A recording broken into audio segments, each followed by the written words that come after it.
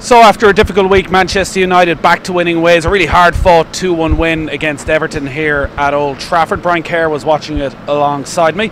Really entertaining game. Does it tell you any more about where Manchester United are right now? I think it tells you that they're not a great side, that there's a lot of edginess around the team, which also surrounds the manager.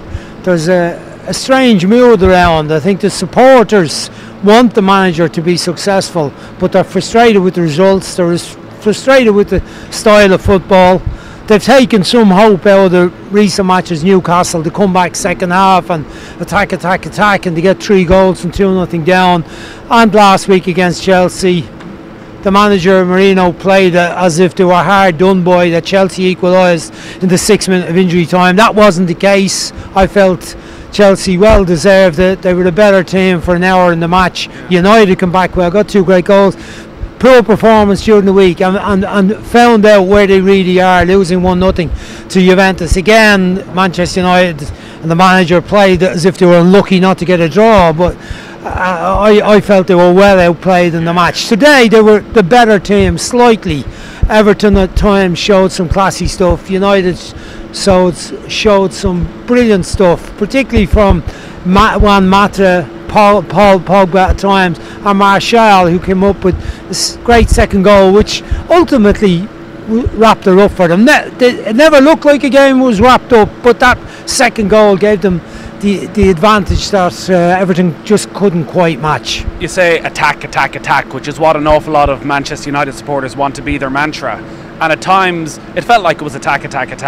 But whenever it was, it always felt like it was very open as well, that they weren't in full control. That's that right. There was always a sense that Everton, if they could nick it off them at any part of the pitch, they can get them on the counter-attack quite quickly.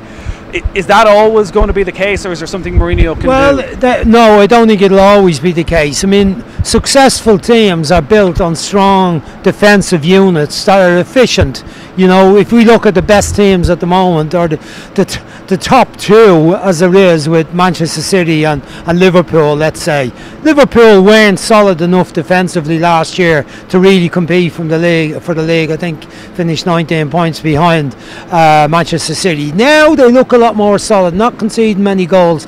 Manchester City obviously have been building defensive structure for years, while the emphasis on attack, they're still hard to score against, and they've been buying expensive players, buying expensive full-backs, buying an expensive goalkeeper to make them more solid on the counter-attack that they can deal with opposition. So it takes time to develop that, but it also takes the right players. With the back 4 that played today with David De Gea, will they become a unit that teams will struggle to score against? I somehow doubt it. I think Lindelof is improving. Smalling is still...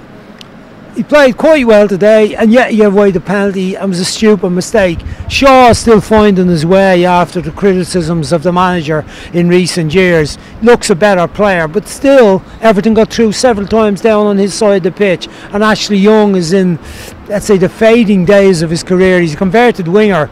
Is it him or is it Valencia for the full back? He has the position now. You wouldn't be surprised though in a month's time if Valencia was playing right back, or Darmian. There's a lot of chopping and changing. He plays a match, he's taken off after 19 minutes. So until you get that bit right, then you don't have a team that you can say they'll win 8 or 10 matches in a row in the Premier League, and they haven't got that right.